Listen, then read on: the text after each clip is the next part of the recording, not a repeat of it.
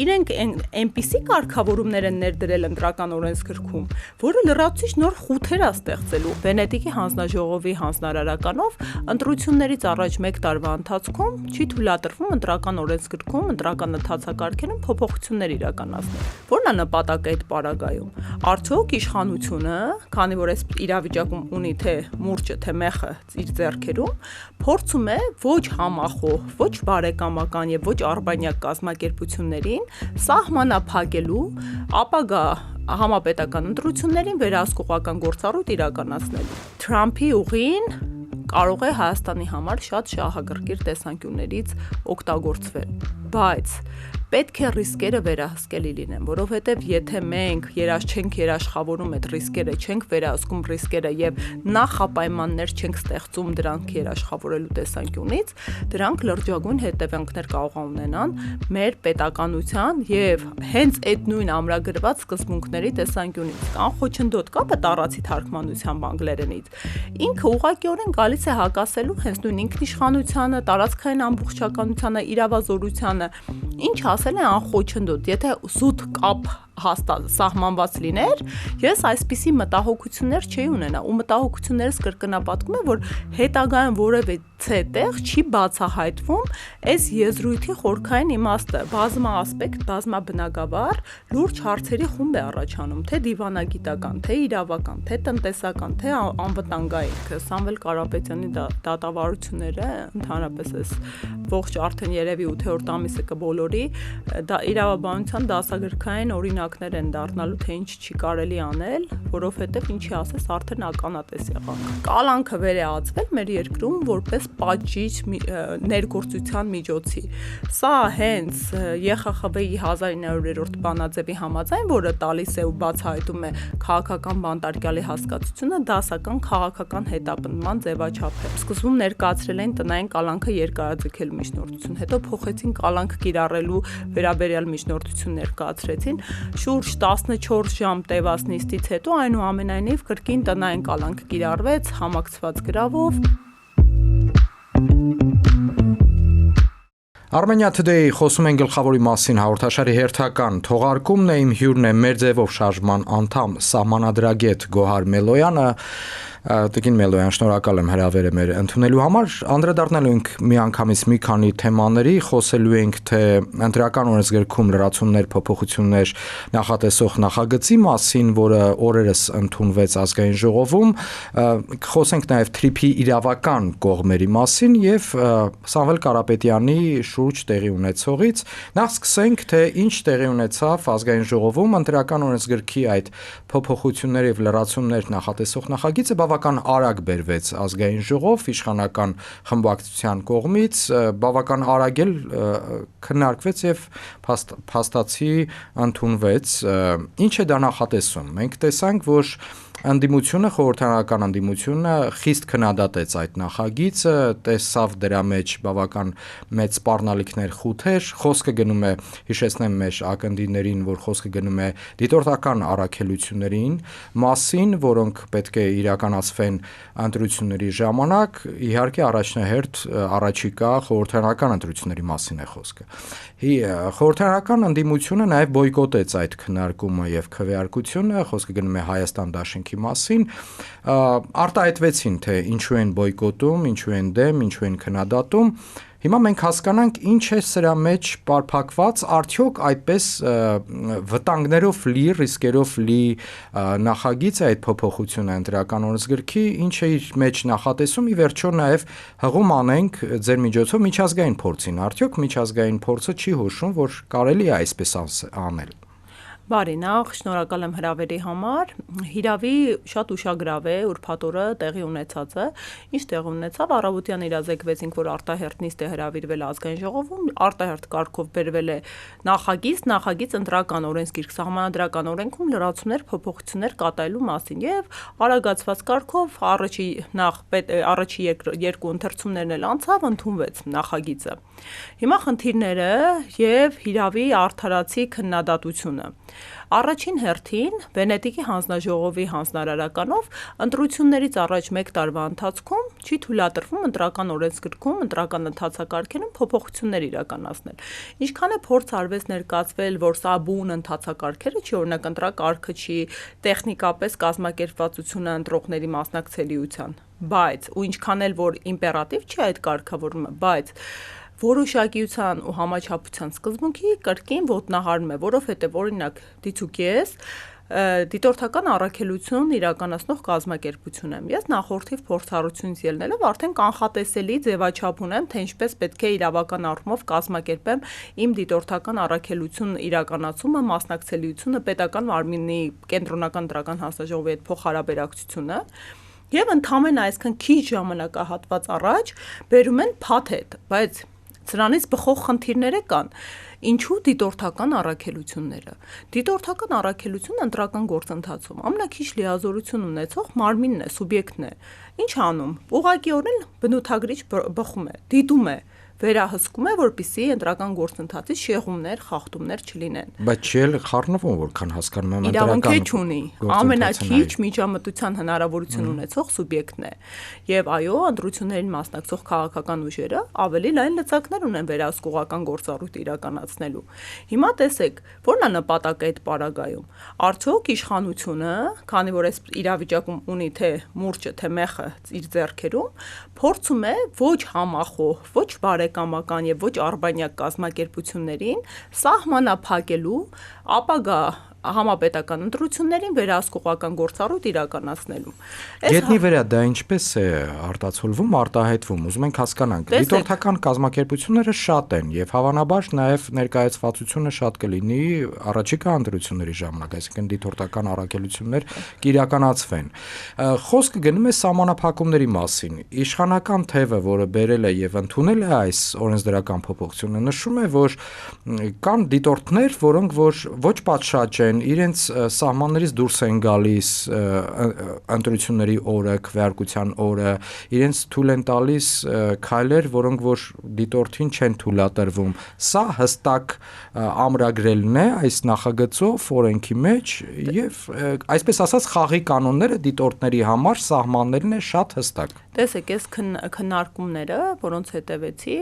թե պետաիրավական հանձնաժողովի նիստը, թե օրենսդրում ընթերցումները զավեշտալ էին, որովհետև այս մարդիկ, ովքեր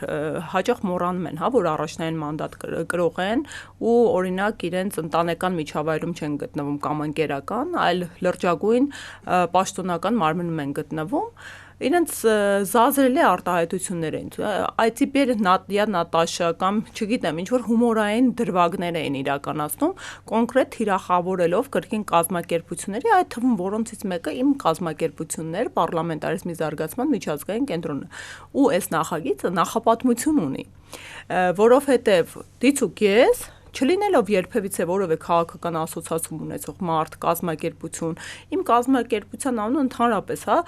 որևէ դրվագում չեք կարող ասոցացնել որևէ մեկի հետ, որովհետև հիմնական գործունեությունը հենց դիտորդական առաքելությունն է եղել։ Թե 2021 թվականի ընտրություններին, թե Գյումրիում եւ թե վաղար շաբաթ համայնքի հավաքանիների ընտրություններին,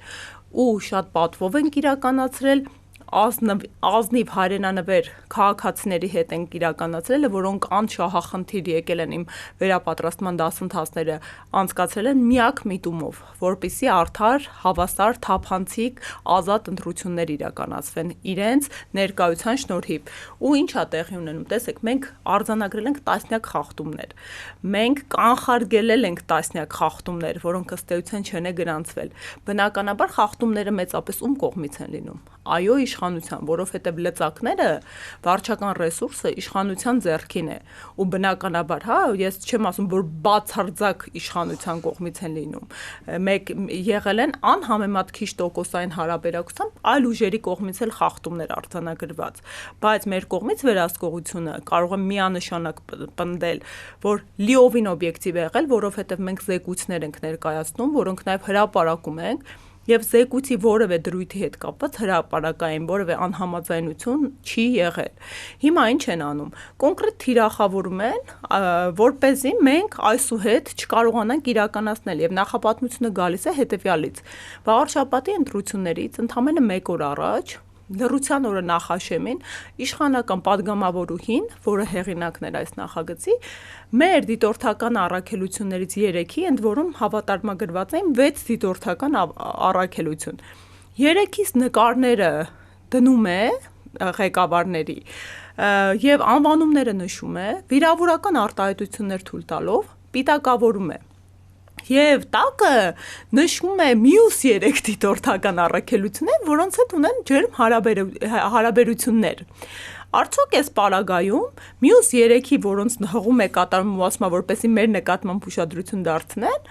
այստեղ չկա սուբյեկտիվ քարոզչական փոխհարաբերակցություն, որովհետև ես էլ կարող եմ, չէ, օբյեկտիվորեն կասկածի տակ դնել այն մյուս դիտորդական առաքելությունների անաչառությունը, որովհետև իշխանական падգամավորները իրենց են հղում կատարում, ունեն հարաբերություններ իրենց հետ, եւ այս նախագծերը ընդունվելուց հետո արագացված կարգով, որի մասին մենք ամբողջ հայ համայնքս, հասարակությունս, դիտորդական առաքելություններ իրականացված փորձառություն ունեցող մարդիկ, իրավաբաններս այդ օրն ենք իրազեկվում, հենց իրենց հետ մշտական հարաբերակցության մեջ գտնվող կազմակերպության դիտորդական առաքելության ղեկավարը գնում հարցազրույց է տալիս, ասում է, որ ինքը մասնակցել է աշխատանքներին։ Ասեմ ավելին, դիտորդը դիտորդին է հետևում, ճիշտ եմ հասկանում։ Հասկացում եք, իշխանական падգամավորի ուղղորդմամբ դիտորդը հետևում է մյուս դիտորդներին ու հենց այդ մի դիտորդի հաղորդման հիման վրա մեր դիտորդական 3 դիտորդական առաքելությունների հավատարմագրումը դադարեցնելու հիմքով կենտրոնական ընտրական հանձնաժողովում վաղարշաբաթի համայնքի հավաքանու ընտրություններից 1 օր առաջ լռության օրը 10 ժամանոց նիստ է տեղի ունեցել։ Հիմա ազգային ժողովում զեկուցող падգամավորը ինչ որ համահրանքով այդ նիստի մանրամասներ է ներկայացնում, հարվածի տակ դնելով ընդհանրապես կենտրոնական ընտրական հանձնաժողովի անաչառությունը։ Արդյոք կենտրոնական ընտրական հանձնաժողովից իշխանական падգամավորներին ներքին փակ վարույթի վերաբերյալ տեղեկատվություն է մատուցվում։ Արդյոք կենտրոնական ընտրական հանձնաժողովի հետ ներքին քննարկումներ է իրականացում ապագա ընտրությունները կազմակերպելու։ Արդյոք ընդհանրապես դիտորդական անաչառ դիրքավորվող կազմակերպությունների հետ ինչ որ համաձայնեցված մեխանիզմ է մշակվում ապագա ընտրությունների վրա ներաստելու։ Լրջագույն հարցադրումներ են, ասեմ ավելին։ Օրինակ, ինչ հիմքով է այդ մի դիտորդը մերձ իշխանական մասնակցում այստեղ կրկին, Հայաստանի Հանրապետության միջազգային պարտավորվածությունների խախտումներ են, որովհետև օրինակ ես եղել եմ Եվրոպական միության Սիգմա ծրագրի համակարգող օրենսդիր մարմնում եւ լրջագույն կոռուպցիոն ռիսկ եւ կառավարման խնդիր էր նկատվում ԵՄ-ի կողմից, երբ նախագծերը արտահերթ կարգ ու արագացված կարգով էին բերվում օրենսդիր մարմին, որովհետև մեր միջազգային պարտավորվածություններից բխում է եւ մեր նորմատիվ իրավական ակտերի մասին օրենքում էլ ամրագրված է, որ օրենքները հատկապես մարդու հիմնարար իրավունքներին վերաբերող օրենքները պետք է հանրային քննարկումներ անցնեն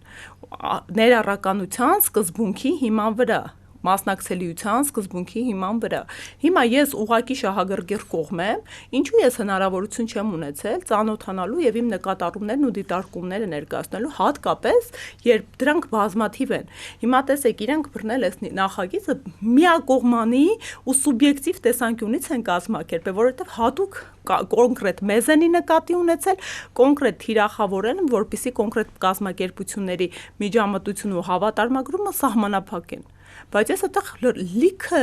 հենց նույն ԿՀ-ում հայտնի նիստի հիման վրա լրացուցիչ առաջարկներ կանեի, որոնք կսահմանափակեն հնարավոր խախտումները։ Ասեմ ավելին, երկրորդիվ, իրենք այնպիսի կարգավորումներ են ներդրել ընտրական օրենսգրքում, որը լրացուցիչ նոր խութեր է ստեղծելու։ Օրինակ, ասում են, այն անվանմամբ կազմակերպությունը, որը քաղաքական ասոցիացիա ունի, պետք է չհավատարմագրվի, ասենց մի քիչ կոպիտ ձևակերպումը համառոտում։ Հիմա հնարավոր է իրանք քաղաքացիական պայմանագիրն են, մի հեռավոր քաղաքացիական պայմանագիր հասարակական կազմակերպություն կա, որը ընդհանրապես չունի որևէ քաղաքական ասոցիացիա կամ Հայաստան բառով թե կուսակցություններ, թե ՀԿ-ներ բազմաթիվ կան։ Արդյոք իրենք ԿՀ-ին կամայական լիազորությունների ընդլայնված շրջանակ են տալի, որ գնահատի տվյալ կազմակերպության անվանումը արդյոք ասոցիացիա ունի քաղաքական, թե չունի, եւ այդ հիմքով չհավատարմագրի կամ հավատարմագրի տվյալ կազմակերպությանը։ Մի խոսքով նման օրինակները շատ են, որոնք լրացուցիչ խնդիրներ են առաջացնում։ Նույն ինքը իշխանական падգամավարուհին կրկին զեկուցման ժամանակ ասում է. դե դիտորդական առաքելության դրույթները շատ անորակ են, մինչդեռ հենց նույն իրենք են ոչ վաղ անցյալում կրկին այդ կարգավորումները ընդունել։ Ու ասեմ ավելին, արդեն իսկ կարգավորումները իրենց կողմից մատնանշած խնդիրները ըստ էության փակում են։ Իրենք ոչ լիովին փակել են, ելի խութեր են թողել ու այդ խութերն էլ ավելացրել են։ Բայց ամենահիմնարար մտահոգությունը շարունակում է մնալ այն հանգամանքը, որ փորձում են ընտրական գործընթացի վերահսկողական մեխանիզմներում միջամտություն ունենալ։ Ինչպես դուք ներկայացրեցիք։ Փակելով այս թեման երկու ենթահարց, նախ դուք նշեցիք, որ եվրոպական համայնքը հետևել է եւ որոշակի կարգավորումներ ունի նմանատիպ օրենսդրական փոփոխություններ իրականացնելու պարագայում, Եվրոպայից արձագանք կա թե չէ, մեկ էլ այն ինչ հիմա ընդունվեց, սա միջազգային փորձ կա այս ամենի վերաբերյալ թե չէ։ Տեսեք, ես կիսում եմ այն մոտեցումը, որ կարելի էր մեր դիտորդական առաքելությունների նվիրված դրույթները ավելի որակյալ դարձնել, բայց ոչ անմիջապես ընտրությունների նախօրեին։ Նաև ես այն մոտեցում ունեմ, որ եվրոպական կառույցներից արձագանքներ ստանալու համար պետք է մենք նախաձեռնող լինենք եւ ներկայացնենք ճշգրիտ իրավիճակը, որը շատ հաճախ ընդդիմադիր դիրքորոշում ունեցող մասնագետների եւ ուժերի կողմից թերացում եմ նկատում։ Հիմա ես ինքս պետք է ներկայացնեմ, որովհետեւ միևնույն ժամանակ ԵԱԿ-ի կողմից սերտիֆիկացված դիտորդ եմ, կան այո եվրոպական միջազգային չափորոշիչներ, վարքագծի կանոններ դիտորդների համար,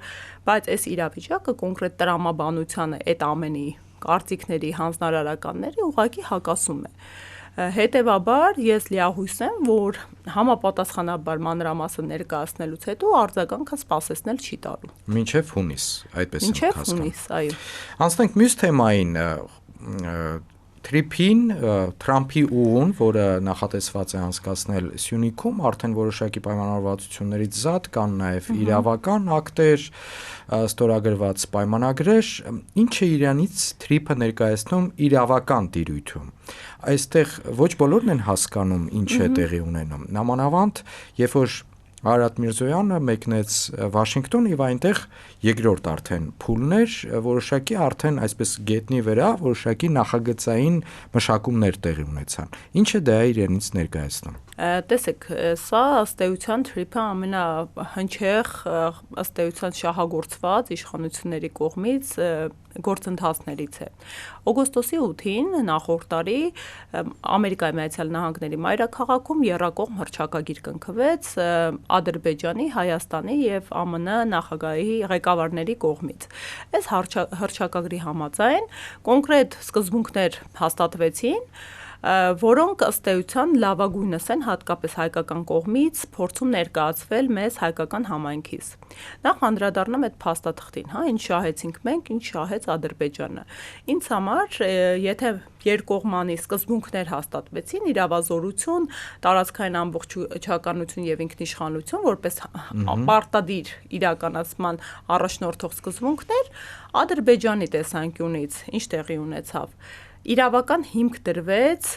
իրենց վրա որպես սանկցիա կիրառված բանաձևի, որը ընդունվել էր դեռևս 1992 թվականին համաձայն, որի Ամերիկայի Միացյալ Նահանգները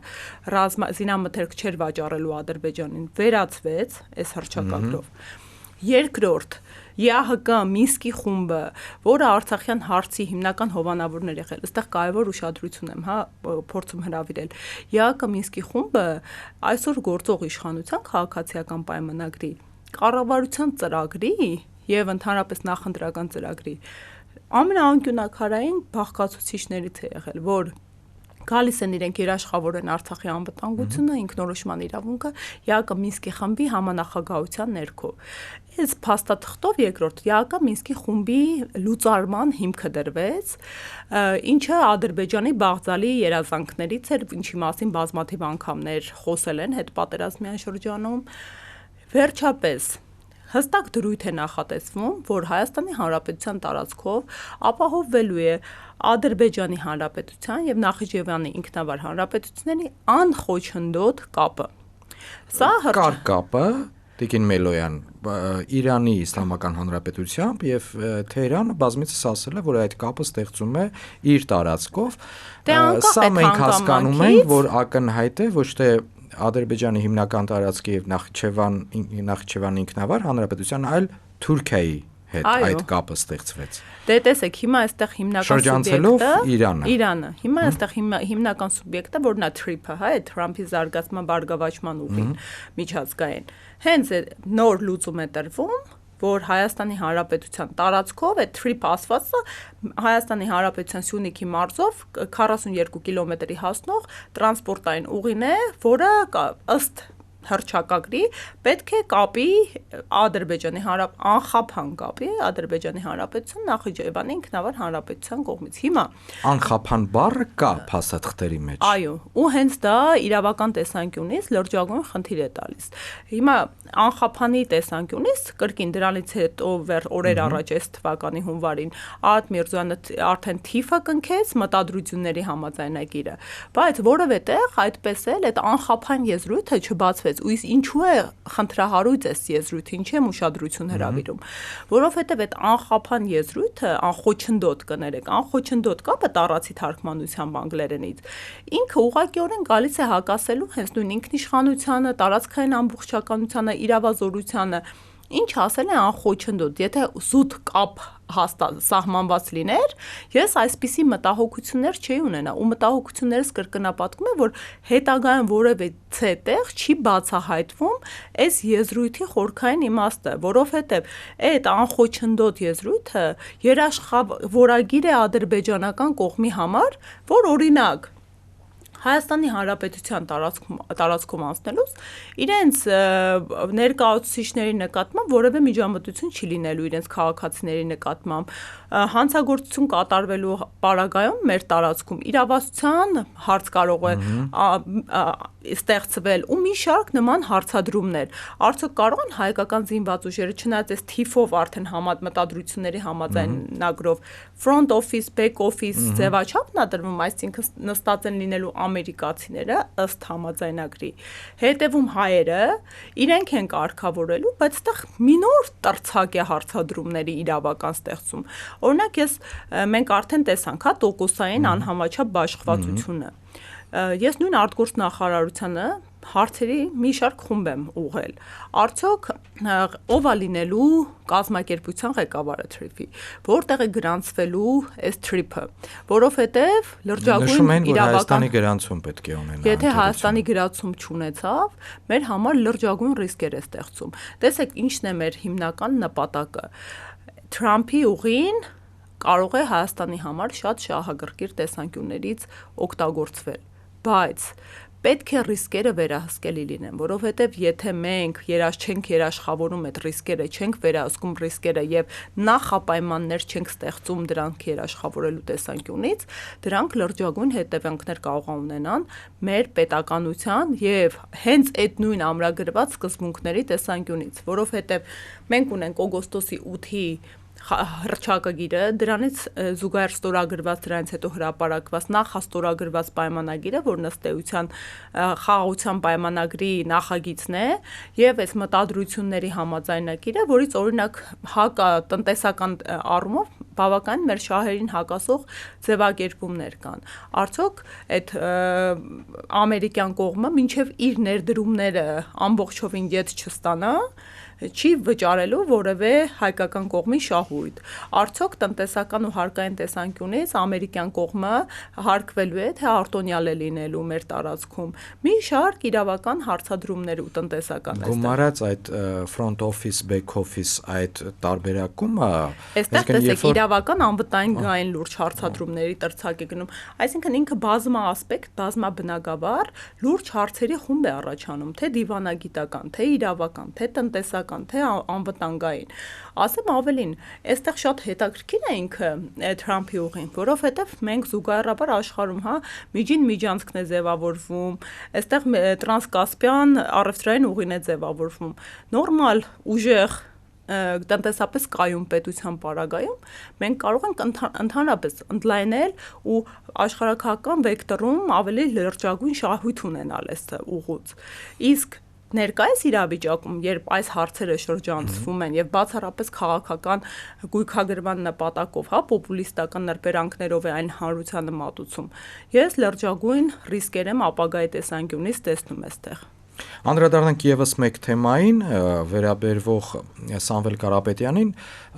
նախորդ շաբաթ որոշակի խառնաշփոթ տեղեկատվական եղավ, Տիկին Մելոյան։ Նախ նշում էին, որ Սամվել Կարապետյանին դարձյալ վերադարձնում են տնային կալանքի։ Հետո նույն տեղեկատվական լրահոսի մեջ տեսնում էինք տեղեկություններ, որ չէ, Սամվել Կարապետյանին դարձյալ տանում են դատարան, որպեսզի մեղադրող կողմը դարձյալ բերել է կալանավորման միջնորդություն։ Ինչ էր սա, չհասկացանք։ Տեսեք, Սամվել Կարապետյանի դատավարությունները ընդհանրապես էս ողջ արդեն երևի 8-րդ ամիսը կբոլորի, դա իրավաբանության դասագրքային օրինակներ են դառնալու, թե ինչ չի կարելի անել, որովհետև ինչի ասես արդեն ականատես եղանք, ես անգամ նոր տերմիններ եմ մտածածին տալիս, օրինակ ֆարսաժային արդարադատություն, երբ մեկ օրվա ընթացքում 100-յակի հասնող էջերով որոշումը տենց անցնում է տարբեր իրավապահ մարմիններով, ատյաններով, դատական փոխանցվում, վերլուծվում, պատրաստված փաստաթղթեր ինչ որ տենց գերբնական ուժերով աշխարհին ոչ հայտնի, տենց Գինեսի գրքին հարիր արագությամբ, որովհետև աշխարհում իրապես նման օրինակներ չկա հիմա, կրկին հանրությունը պատահական չէ, որ ինչպես դուք, բոլորն էլ կողմնակի մարդիկ չեն կարող հասկանալ ինչ տեղի ունեցավ, որովհետև մեկ լրահոսում տարածվեց, որ կրկին կալանավորվում է Սամվել Կարապետյանը եւ իրապես հիվանդանոցում գտնվող կաթիլային բուժում ստացող մարդուն, որը քովիդյան վարակագիր էր եւ արգելված էր հիվանդանոցից մեկուսացնել, գնում են արագացված կարգով, հենց այդ պահին դատանի ակտը լինում է, գնում են բերման են ենթարկում, տանում են ուղեկցում են քրեակատարողական հիմնարկ։ Դա տեղի ունեցավ, որովհետեւ առավոտյան 1 նիստ էր քննվում, դեկտեմբերի 35-ը հիշեք, կայացվեց որոշում, որով տնային կալանքի համակցված խափանման միջոցներով տնային կալանքի ներքո գտնվեց պարոն Կարապետյանը, դրա այդ որոշումն էր բողոքարկվում Վերաքննիչ ատյանում եւ ինչպես հասկացանք կրկին փոխարինվեց կալանք կիրառվեց եւ դրանից հետո ժամը 4-ին սկսում էր մեկ այլ նիստ ընդհանուր իրավասության դատանում։ Այնտեղ էլ իհարկե ամեն ինչ սահուն չանցավ։ Մեկ միջնորդությունը ներկայացրել են։ Միջնորդությունը հետո մի մարմին է վերցնում, մյուս մարմինը այլ միջնորդությունը ներկայացնում։ Սկզբում ներկայացրել են տնային կալանքը երկարաձգելու միջնորդություն, հետո փոխեցին կալանք կիրառելու վերաբերյալ միջնորդություն ներկայացրեցին։ Շուրջ 14 ժամ տևած նիստից հետո այնուամենայնիվ կրկին տնային կալանք կիրառվեց համակցված գրավով եւ սահմանափակումների բարեբախտաբար այս իրավիճակում խոսքի արգելքը վերացվեց պարոն Կարապետյանի նկատմամբ, բայց այնուամենայնիվ պետք է արձանագրենք ու ընդգծենք, որ այս խափանման միջոցը կալանքը, որը դարձրել են քաղաքական ընդդիմախոսներին ճնշող միջոց, դասական քաղաքական հետապնդման դրսևորում է, որովհետև նման օրինագործերում ընդհանրապես արդարացված չէ, գոյություն ունեն խափանման միջոցներ։ Դրանց է վարչական վերահսկողությունը, գրավը, տնային կալանքը, ստորագրությունը չհեռանալու մասին, բոլոր ընդդիմախոս գործիչների, ընդդիմադիր հայացքներ ունեցող անձանց, մեր սրբազան հայրերի նկատմամբ կալանքը վերահացվել մեր երկրում որպես պատժիչ ներգործության միջոցի։ Սա հենց ԵԽԽՎ-ի 1900-րդ բանաձևի համաձայն, որը տալիս է ու բացահայտում է քաղաքական բանտարկյալի հասկացությունը, դասական քաղաքական հետապնդման ձևաչափ է։ Ու անգամ այս իրավիճակում, երբ մարդը տնային կալանքի ներքո է գտնվում, կրկին իր ազատությունը սահմանափակվում է եւ կրկին ըստ էության անհամաչափ ներգործություն է մարդու նկատմամբ տեղի ունենում։